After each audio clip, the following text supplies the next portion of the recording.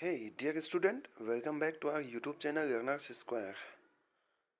तो चलिए शुरू करते हैं आज का अपना टॉपिक। करते हैं स्टार्ट। और आज के लेक्चर में पढ़ते अपन वेक्टर स्पेस क्या होता है और इससे रिलेटेड कुछ थ्योरम्स करेंगे। तो वेक्टर स्पेस की डेफिनेशन हमने पढ़ रखी है और आज हम समझेंगे वेक्टर सब स्पेस क्या होता है। जैसे कि हमने ग्रुप में पढ़ा था सब ग्रुप, वैसे ही यहाँ पर वेक्टर स्पेस में वेक्टर सब स्पेस रहेगा। तो मान लीजिए कि V हमारे पास कोई वेक्टर स्पेस है, किसी फील्ड F पर डिफाइन है। ये फील्ड कैपिटल F रहेगा। A non empty subset W, अब V का कोई नॉन एम्प्टी सबसेट हो W, वो वेक्टर स्पेस कहलाएगा अगर W खुद क्या हो W एक वेक्टर सब स्पेस कहलाएगा अगर W खुद एक क्या हो, वेक्टर स्पेस हो over the same field with respect to same internal and external binary composition. यानी कि अगर W खुद एक वेक्टर स्पेस बना लेता है तब W को क्या कहा जाएगा, सब स्पेस कहा जाएगा, है ना। V कोई वेक्टर स्पेस हो और उसका कोई सबसेट हो W, V कोई वेक्टर स्पेस हो और उसका सबसेट हो कौन, W, तो W एक सब स्पेस बनाएगा अगर ये खुद क्या बनाता हो, एक वेक्टर स्पेस। यानी कि ये W खुद कौन कौन सी प्रॉपर्टी को सेटिस्फाई करता हो, पहली प्रॉपर्टी कि W और प्लस क्या होता हो, एक एबेलियन ग्रुप होता हो, ठीक है, एबेलियन ग्रुप होता हो। दूसरी कंडीशन क्या होती है, ए अल्फा W में बिलोंग करता हो। और तीसरी कंडीशन क्या होती है, वो चार प्रॉपर्टीज, है ना। अगर W खुद ये इन सारी प्रॉपर्टीज को सेटिस्फाई कर जाता है तब हम बोलेंगे ये क्या है, एक वेक्टर सबस्पेस है। ओके, देन आगे और चलते हैं। तो दो सबसेट्स होते हैं जो कि एक जीरो वेक्टर का सबसेट होता है, एक V खुद जो होता है। ये दोनों हमेशा सबस्पेस बनाते ही हैं। तो ऐसे सब स्पेसेस को कहा जाता है इम्प्रॉपर सबस्पेस। क्या बोलेंगे, इम्प्रॉपर सबस्पेस। इनके अलावा कोई अगर सबस्पेस बनाता है तो फिर उसे बोलते हैं हम प्रॉपर सबस्पेस। ओके, तो अगर हम सब स्पेस को देखेंगे किसी वेक्टर स्पेस में, तो एक जीरो वेक्टर एक V खुद हमेशा सब स्पेस बनाता रहेगा, हमेशा बनाता रहेगा, तो उसे क्या कहा जाएगा, इम्प्रॉपर सब स्पेस कहा जाएगा। और उसके बाद इसके अलावा अगर कोई भी सबसेट V का सब स्पेस बनाता है तो उसे क्या कहेंगे, प्रॉपर सब स्पेस कहेंगे। देन इसके आगे चलते हैं और एक बहुत ही इंपॉर्टेंट सी थ्योरम पढ़ते हैं। जैसे अभी बात करें कि अगर हमें किसी को सब स्पेस बनाना बताना है तो हमें क्या करना पड़ेगा, उसकी 12 प्रॉपर्टी को होल्ड कराना पड़ेगा। लेकिन इस थ्योरम को पढ़ने के बाद हम ये जान जाएंगे कि अगर हमें सब स्पेस प्रूव करना तो हमें केवल इतना बताना रहेगा बस। अगर हम इतना बता देंगे तो भी वो सब स्पेस हो जाएगा। तो बहुत ही ज़्यादा ये इम्पोर्टेंट थ्योरम है एग्जाम के लिए।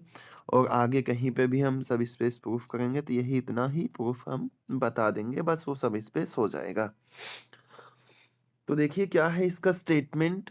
इसका स्टेटमेंट है the necessary and sufficient condition for a non empty subset W of a vector space V over F to be subspace is that AB belongs to F, यानी कि AB कहाँ का हो, फील्ड का हो, अल्फा बीटा कहाँ का हो, W का हो।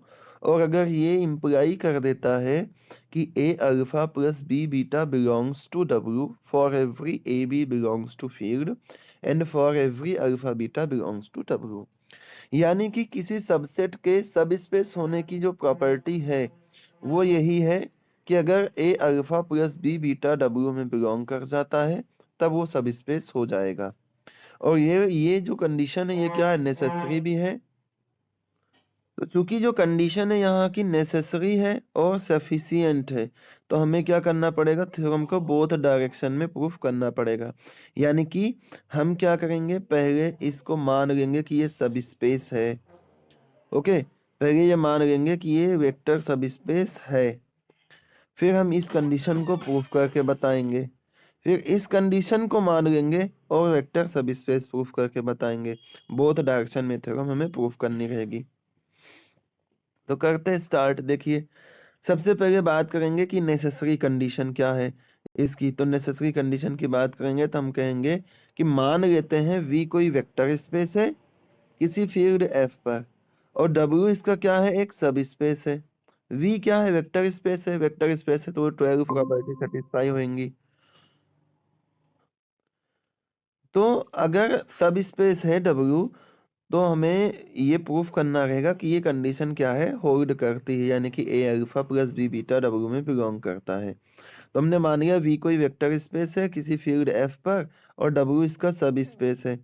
अगर सब स्पेस है तो सब स्पेस की डेफिनेशन में हमने पढ़ा सब स्पेस कब होता है, जब वो खुद एक वेक्टर स्पेस हो। इसका मतलब हाँ, जब वो खुद एक वेक्टर स्पेस हो, इसका मतलब W भी क्या होगा, एक वेक्टर स्पेस होगा और ये उसी फील्ड पर होगा, उसी बाइनरी ऑपरेशन के अंडर में होगा। अगर उसी बाइनरी ऑपरेशन के अंदर में एक ये वेक्टर स्पेस हो जाता है तो हम मान लेते हैं कि ए कहाँ का, एक फील्ड का एलिमेंट मान लेते हैं, और अल्फा कहाँ का मान लेते हैं, अपन अल्फा मान लेते हैं डब्ल्यू का। तो हमने स्केलर मल्टीप्लिकेशन पढ़ा हुआ है। स्केलर मल्टीप्लिकेशन क्या होता है, एक एलिमेंट होता है फील्ड का और एक एलिमेंट होता है जिसको अपन वेक्टर स्पेस प्रूफ करने जा रहे हैं। तो इन दोनों का जो मल्टीप्लाई होता है, यानी कि ए अल्फा, ये भी कहाँ बिलोंग कर जाएगा, डब्ल्यू में बिलोंग कर जाएगा। सेम ऐसे ही बी बिलोंग करता है एफ में और बीटा बिलोंग करता है डब्ल्यू में। तो बी बीटा बिलोंग कर जाएगा किसमें, डब्ल्यू में। कैसे, ये बिलोंग करेगा स्केलर मल्टीप्लिकेशन से, स्केलर मल्टीप्लिकेशन से। ओके, तो इस तरीके से एक प्रॉपर्टी तो सेटिस्फाई हो गई कि ए अगर अल्फा, ए एफ में अल्फा डब्ल्यू में बिलोंग करता है तो ए अल्फा डब्ल्यू में बिलोंग करेगा, और बी एफ में बिलोंग करता है, बीटा डब्ल्यू में बिलोंग करता है, तो बी बीटा भी डब्ल्यू में बिलोंग कर जाएगा। ये हो गई, ये दोनों कंडीशन कहाँ से आ गई, ये दोनों चीजें आ गई स्केलर मल्टीप्लिकेशन से। देन इसके आगे चलते हैं तो हम फिर से कहेंगे अगर ये वेक्टर स्पेस है तो वेक्टर स्पेस की सबसे पहली प्रॉपर्टी होती है कि ये एबेलियन ग्रुप होता है। इसका मतलब डब्ल्यू प्लस ऑपरेशन के रिस्पेक्ट में एक एबेलियन ग्रुप है, और एबेलियन ग्रुप है तो देखिए ये दो एलिमेंट डब्ल्यू में बिलोंग करते हैं, तो इनका सम भी है ना प्लस के रिस्पेक्ट में क्लोजर लॉ सेटिस्फाई होगा ही। तो ए अल्फा अगर डब्ल्यू में बिलोंग करता है, बी बीटा अगर डब्ल्यू में बिलोंग करता है, तो ए अल्फा प्लस बी बीटा भी कहाँ बिलोंग करेगा, डब्ल्यू में। कहाँ से, by closure property of addition. तो इसका मतलब क्या हुआ, हमारे पास ए और बी फील्ड के एलिमेंट थे, अल्फा बीटा डब्ल्यू के एलिमेंट थे, डब्ल्यू एक सब स्पेस था। तो हमने ये बता दिया ए अल्फा प्लस बी बीटा कहाँ बिलोंग करता है, डब्ल्यू में बिलोंग करता है। For every A B belongs to F, for every alpha beta belongs to W. तो या ये कंडीशन हो गई सेटिस्फाई। तो इसका मतलब एक पार्ट हो गया थ्योरम का कंप्लीट, कि हमने इसको क्या माना, हमने माना कि ये एक वेक्टर स्पेस, वेक्टर सब स्पेस है। तो हमने ये बता दिया कि a alpha plus B beta कहाँ बिलोंग करेगा, डब्ल्यू में बिलोंग कर जाएगा। अब इसका उल्टा प्रूफ करते हैं। मान लेते हैं कि ये वाली जो कंडीशन है, ये वाली कंडीशन होल्ड करती है। ओके, यानी कि अगर ए और बी कहाँ बिलोंग करता हो, ए और बी फील्ड में बिलोंग करता हो, अल्फा बीटा डब्ल्यू में बिलोंग करता हो, तो ए alpha plus B beta W में बिलोंग करेगा। ये कंडीशन को अपन ट्रू मान लेते हैं और डब्ल्यू को प्रूफ करेंगे ये एक वेक्टर स्पेस है। और अगर वेक्टर स्पेस हो जाएगा तो वेक्टर सब स्पेस भी हो जाएगा। तो चलिए करते हैं शुरू। मान लेते हैं डब्ल्यू क्या है, कोई नॉन एम्प्टी सबसेट है किसका, एक vector space V over field F का। ये इस तरीके से है कि such that A B belong करता होगा अगर फील्ड में, अल्फा बीटा बिलोंग करता होगा डब्ल्यू में, तो हमें मिल जाएगा ए अल्फा प्लस बी बीटा कहाँ बिलोंग करता हुआ, डब्ल्यू में।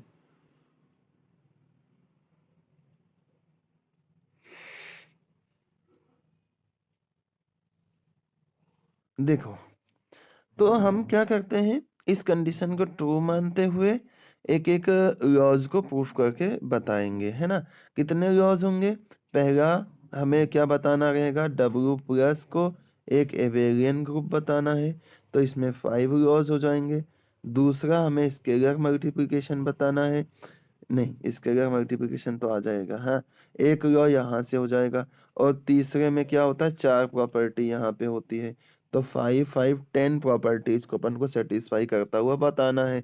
तो काफी इजीली ये प्रूफ हो जाएगा। देखो, सबसे पहले हम कहेंगे अगर हम a की वैल्यू को 1 मान लें, ये जो अपन ने कंडीशन कही है ना, बोली है ये वाली कंडीशन, इसमें अपन क्या करते हैं, a की वैल्यू को 1 मान लेते हैं और b की वैल्यू को भी 1 मान लेते हैं, है ना। ध्यान रखना यहाँ पे थोड़ा सा, क्या ध्यान रखना है कि यहाँ पे देखो जो दिया हुआ है कि a alpha plus B beta belong करता है डब्ल्यू में, तो हम ए की वैल्यू बी की वैल्यू कुछ भी ले लें, अल्फा बीटा की वैल्यू कुछ भी ले लें, वो बिलोंग करता हुआ रहेगा। ओके, तो हम क्या करते हैं, ए की वैल्यू 1 ले लेते हैं, बी की वैल्यू 1 ले लेते हैं और यहीं पे जाके रख देते हैं। तो क्या आएगा, 1 into alpha plus 1 into beta, ये कहाँ बिलोंग करेगा, डब्ल्यू में बिलोंग करेगा। अब 1 से मल्टीप्लाई होगा तो हमने ये पढ़ा है कि 1 इंटू अल्फा कितना होता है, अल्फा होता है। तो इसका मतलब अल्फा और यहाँ से बीटा, तो अल्फा बीटा कहाँ बिलोंग करेगा, डब्ल्यू में बिलोंग करेगा। अब अल्फा कहाँ का, डब्ल्यू का, बीटा कहाँ का, डब्ल्यू का, और हमने ये प्रूफ कर दिया कि a alpha plus B beta कहाँ बिलोंग करता है, डब्ल्यू में बिलोंग करता है। ठीक है, इसका मतलब क्लोजर लॉ जो है यहाँ पे सेटिस्फाई हो जाएगा। ठीक है, दो एलिमेंट हमारे पास डब्ल्यू के थे और दोनों का सम भी डब्ल्यू में बिलोंग कर गया, इसका मतलब क्लोजर लॉ क्या हो जाएगा, होल्ड कर जाएगा। इसके आगे चलते हैं, अगर हम a की वैल्यू को 0 रख लें, b की वैल्यू को 0 रख लें और फिर से वही इक्वेशन पे पहुंच जाएं, तो 0 इंटू अल्फा और 0 इंटू बीटा, और हमने क्या पढ़ के रखा है, 0 इंटू अल्फा होता है तो क्या वैल्यू आती है, 0 आती है।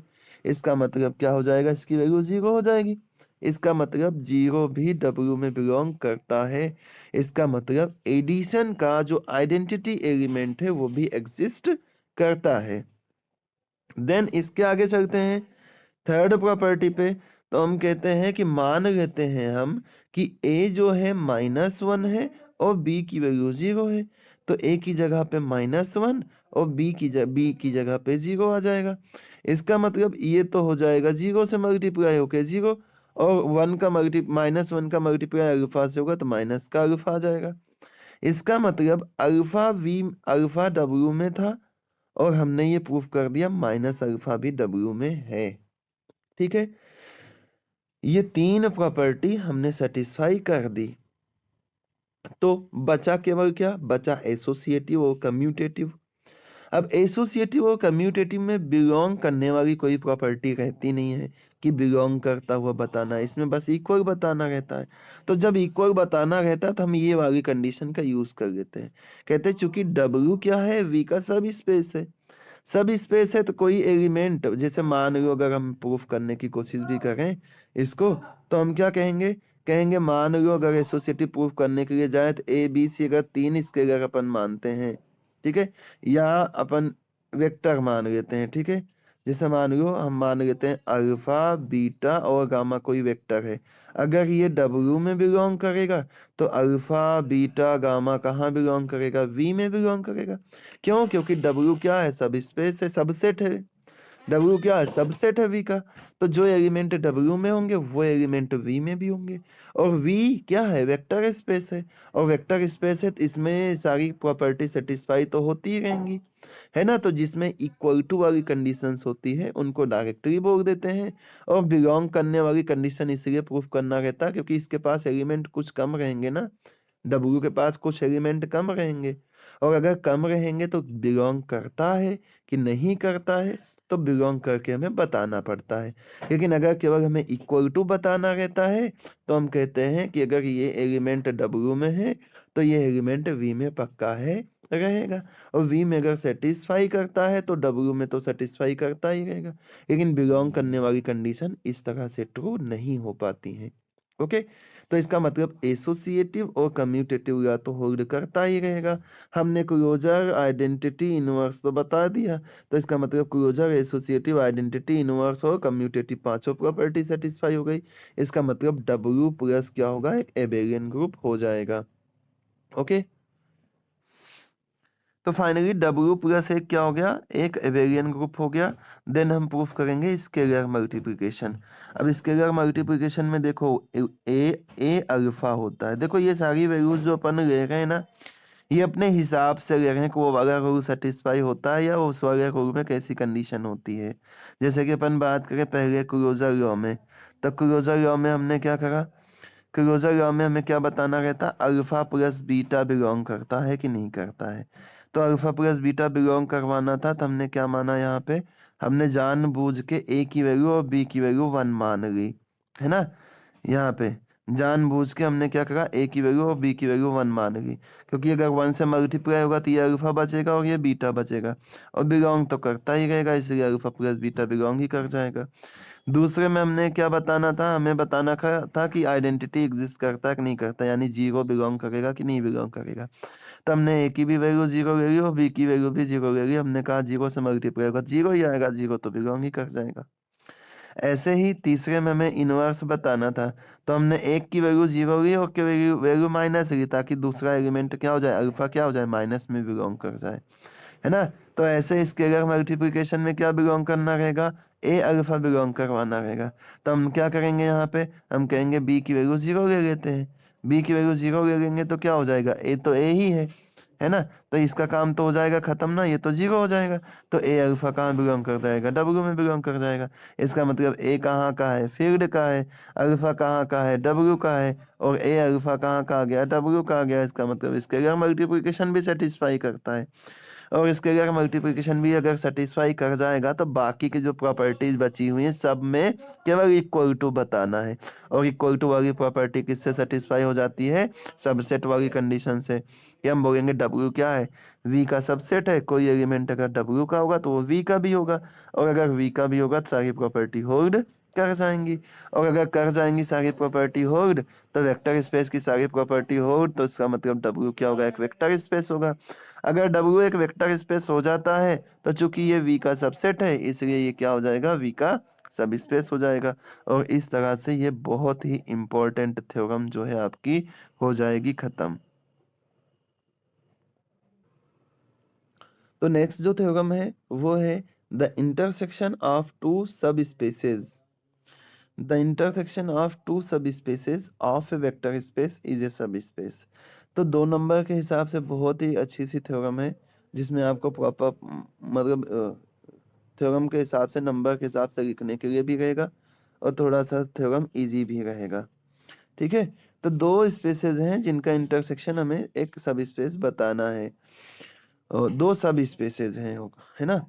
और इसके बाद अगर इसको अगर अपन कंपेयर करें, तो ऐसा कैसा थ्योरम हमने ग्रुप थ्योरी में पढ़ा था कि 2 सब ग्रुप का इंटरसेक्शन क्या होता है, एक सब ग्रुप होता है। सेम वैसा ही प्रोसेस वैसा ही रहेगा, है ना। बस यहाँ पे प्रॉपर्टीज चेंज है, तो थोड़ा क्या, कुछ भी चेंज नहीं होगा यार, बिल्कुल भी चेंज नहीं है। अगर वो थ्योरम याद है तो ये थ्योरम सेम टू वैसा का वैसा ही छाप दो, सिंबल्स को अगर अगर रख के, है ना। देखो मान लेते हैं W1 और W2 कोई 2 सब स्पेस है। W1 W2 कोई 2 सब स्पेस हैं, किसके हैं, vector space V over F के। ठीक है, W1 W2 कोई 2 सब स्पेसेज हैं किसी वेक्टर स्पेस के।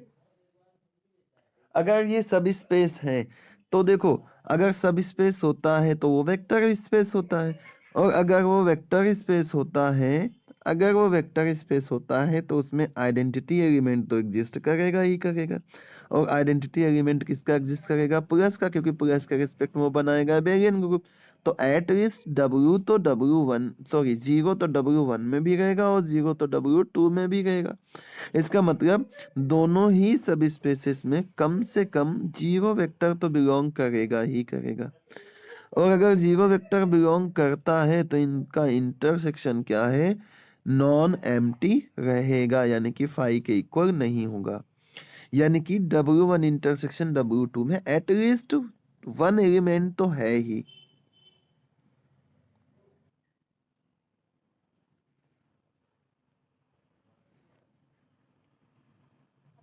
तो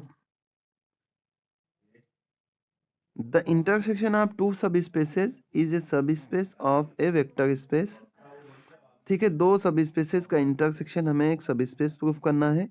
तो हमने मान लिया W1 और W2 कोई दो सब स्पेसेस हैं वेक्टर स्पेस के। तो चूंकि ये दो सब स्पेसेस हैं तो जीरो एलिमेंट यानी कि एडिटिव आइडेंटिटी W1 में भी होगा, एडिटिव आइडेंटिटी W2 में भी होगा।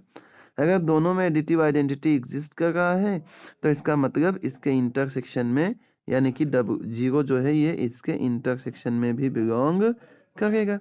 और अगर इसके इंटरसेक्शन में भी बिलोंग करता है तो इसका मतलब इसका जो इंटरसेक्शन है वो इंटरसेक्शन नॉन एम्प्टी होगा।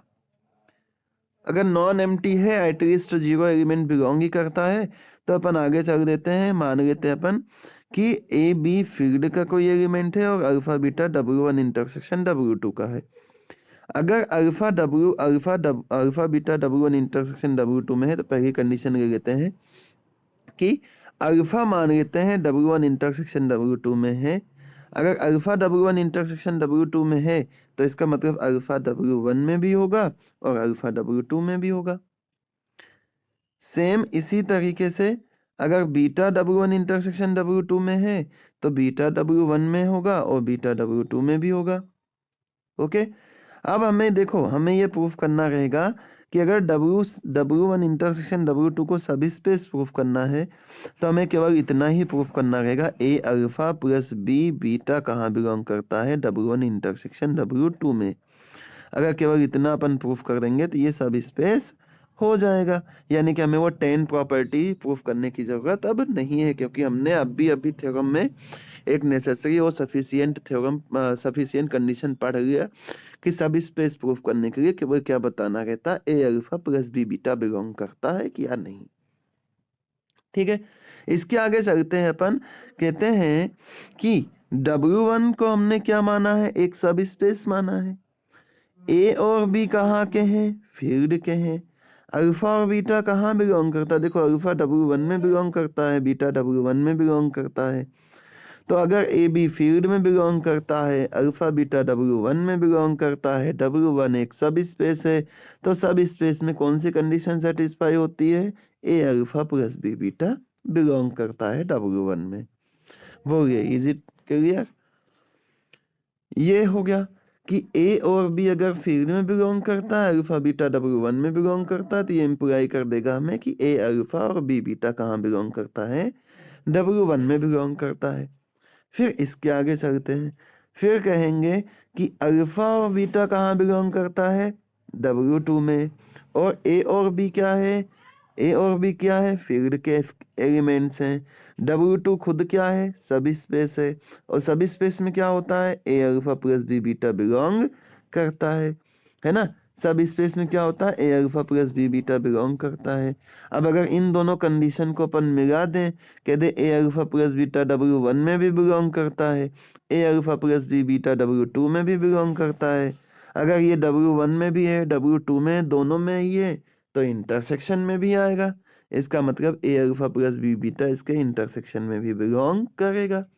इसका मतलब ये हो गया कि ए और बी फील्ड के एलिमेंट हैं, अल्फा और बीटा इसके W1 इंटरसेक्शन W2 के एलिमेंट्स हैं। और हमने ये प्रूफ कर दिया कि a alpha plus B beta कहाँ का है, W1 इंटरसेक्शन W2 में है। तो जब W1 इंटरसेक्शन W2 में a alpha plus B beta belong कर जाएगा तो इसका मतलब जो इंटरसेक्शन होता है दो सब स्पेसेस का वो भी क्या हो जाएगा, एक सब स्पेस हो जाएगा। यानी कि W1 इंटरसेक्शन W2 एक सब स्पेस हो जाएगा। ओके, नेक्स्ट जो थ्योरम है इसका स्टेटमेंट है the union of two subspaces of a vector space is a subspace if and only if. अब इफ एंड ओनली इफ को आप कैसा लिख सकते हैं, केवल इफ लिख सकते हैं, डबल इफ।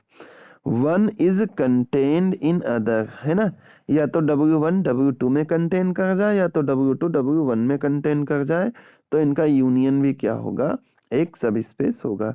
और if and only if condition की जितनी भी थ्योरम रहेंगी उनको दोनों डायरेक्शन में अपन प्रूफ करेंगे।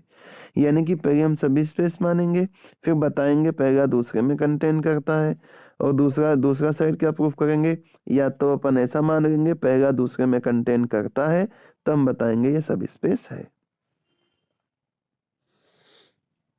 ठीक है, तो इस थ्योरम को प्रूफ करने के लिए फॉरवर्ड पार्ट में मान लेते हैं कि वी कोई वेक्टर स्पेस है और W1 W2 इसका कोई सब स्पेस है। ठीक है, इसके कोई दो सब स्पेसेस हैं और इसको इस तरीके से अपन मान लेते हैं, या तो W1 W2 में कंटेन करता है या तो W2 W1 में कंटेन करता है। तो हमें ये प्रूफ करके बताना रहेगा इनका यूनियन भी क्या है, एक वेक्टर स्पेस है, वेक्टर सब स्पेस है। ठीक है, तो अगर हम पहली कंडीशन को मान लेते हैं कि मान लो W1 W2 का सब स्पेस है। अगर देखो W1 W2 का सब स्पेस होगा तो इसका मतलब क्या होगा, ये छोटा सेट है और ये बड़ा सेट है, इसके सारे एलिमेंट इसमें है। इसका मतलब जब इसका यूनियन निकालेंगे ना तो बड़ा जो सेट रहेगा वो आ जाएगा हमारे पास, है ना। W1 W2 क्या है, सब स्पेसेस है, इस तरीके से कि W1 W2 में कंटेन करता है, W2 बड़ा सेट हो जाएगा। इसका मतलब जो यूनियन आएगा W1 W2 का वो क्या आ जाएगा, W2 आ जाएगा। और W2 है क्या, W2 तो अपन ने पहले से बोल के रखा, W2 सब स्पेस है। अब इन दोनों का जो यूनियन है ना, W1 W2 का जो यूनियन है वो किसके इक्वल हो रहा है, W2 के इक्वल हो रहा है। और W2 खुद एक सब स्पेस है, तो इसका मतलब ये इसके इक्वल है, तो W1 यूनियन W2 भी तो एक सब स्पेस हो जाएगा, है ना। तो इस तरीके से W1 यूनियन W2 सब स्पेस हो जाएगा, कब, जब W1 W2 में कंटेन करेगा। सिमिलरली अगर इसी का उल्टा केस मान ले कि W2 W1 का सब स्पेस है, तो बड़ा सेट कौन हो जाएगा, W1 हो जाएगा। तो W1 यूनियन W2 का यूनियन क्या आ जाएगा, W1 ही आ जाएगा। W1 एक सब स्पेस है तो इसका यूनियन भी क्या हो जाएगा, इन दोनों का वो भी एक सब स्पेस हो जाएगा। ठीक है, तो इस तरीके से अगर हम ऐसा मानते हैं कि W1 W2 का सब स्पेस है या W2 W1 का सब स्पेस है, या यूं बोल दे अपन कि एक दूसरे में कंटेन करता है, तो इनका यूनियन भी क्या हो जाएगा, एक सब स्पेस हो जाएगा। अब इसका मतलब ये हो गया कि अगर W1 W2 कोई दो सब स्पेसेस हैं तो इनका जो यूनियन होता है वो भी सब स्पेस हो जाता है। तो एक पार्ट तो अपन ने इसका कर दिया प्रूफ, अब इसका कन्वर्स पार्ट प्रूफ करते हैं। यानी कि हम मान लेंगे कि यूनियन जो है W1 और W2 का यूनियन एक सब स्पेस है, तो हमें बताना है कि या तो W1 W2 में कंटेन करेगा या तो W2 W1 में कंटेन करेगा। ठीक है, क्या करेंगे अपन, अपन मान लेंगे कि W1 यूनियन W2 एक सब स्पेस है, तो हम प्रूफ करेंगे कि या तो W1 W2 में कंटेन करता है या तो W2 W1 में कंटेन करता है। तो कर देते हैं शुरुआत, मान लेते हैं, क्या मान लेते हैं कि या तो क्या मान लेते हैं, W1 W2 में कंटेन नहीं करता है, W2 W1 में कंटेन नहीं करता है, ऐसा हम अज्यूम करके चल देते हैं। तो हम कहेंगे अगर W1 W2 का सबसेट नहीं है तो इसका मतलब ये होगा कि हमारे पास कोई अल्फा एग्जिस्ट करेगा जो कि W1 में तो बिलोंग करेगा लेकिन ये W2 में बिलोंग नहीं करेगा, क्योंकि W1 W2 का सबसेट है नहीं। अगर सबसेट है नहीं तो कोई तो एलिमेंट इसके पास होगा W1 के पास जो W2 में ना हो, इसीलिए तो सबसेट नहीं हुआ। ठीक है, तो इसका मतलब अगर W1 W2 का सबसेट नहीं है तो क्या होगा, एक एलिमेंट हमारे पास एक वेक्टर अल्फा इस तरीके से एग्जिस्ट करेगा कि वो W1 में तो बिलोंग करेगा लेकिन W2 में बिलोंग नहीं करेगा।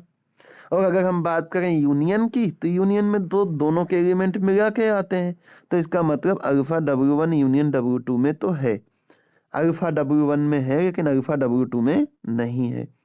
फिर से ये वाली कंडीशन ले लेते हैं, कहते हैं अगर W2 W1 का सब स्पेस नहीं होगा तब क्या होगा, तो इसका मतलब W2 के पास कोई वेक्टर बीटा है जो कि W2 के पास तो है लेकिन ये W1 के पास नहीं है।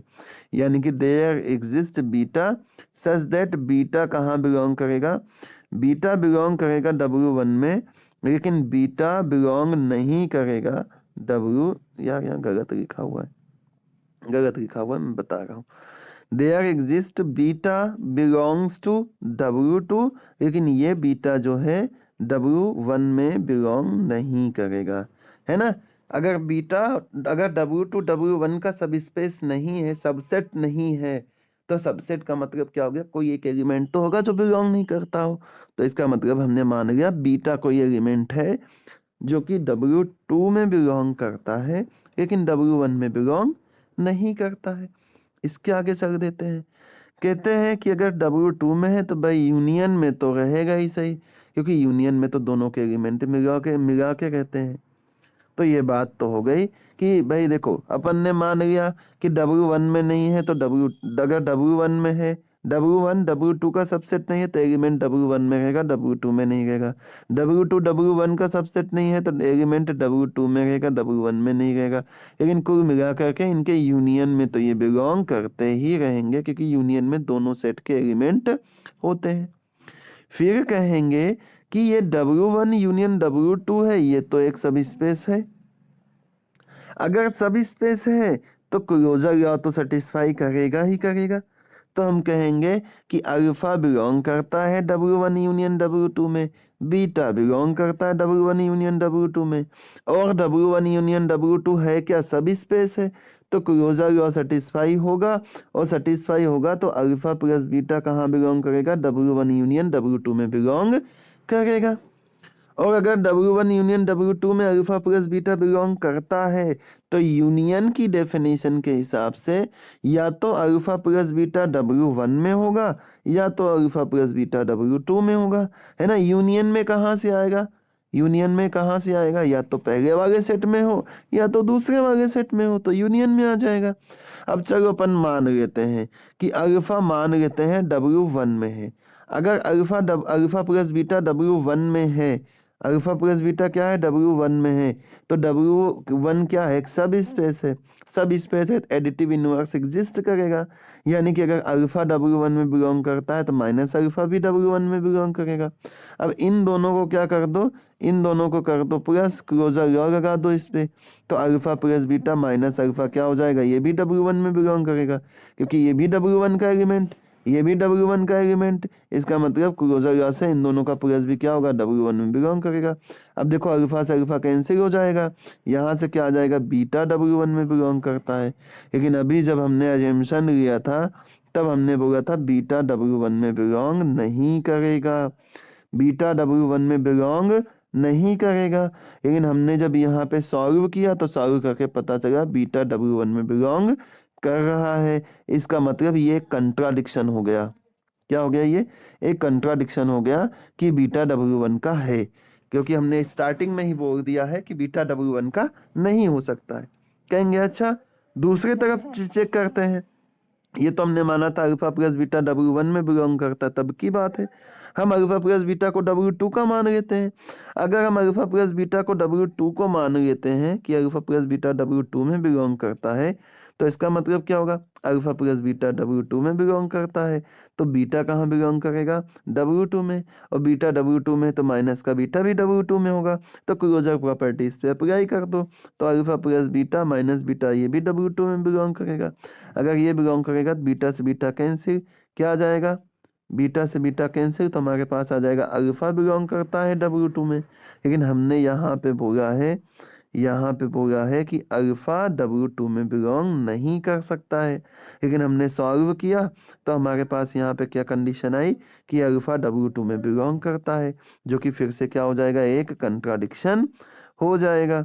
अब ये सारे कंट्राडिक्शन क्यों आ रहे हैं, क्योंकि हमने माना है W1 W2 का सबसेट नहीं है और W2 W1 का सबसेट नहीं है, इस कारण से ये कंट्राडिक्शंस आ रहे हैं।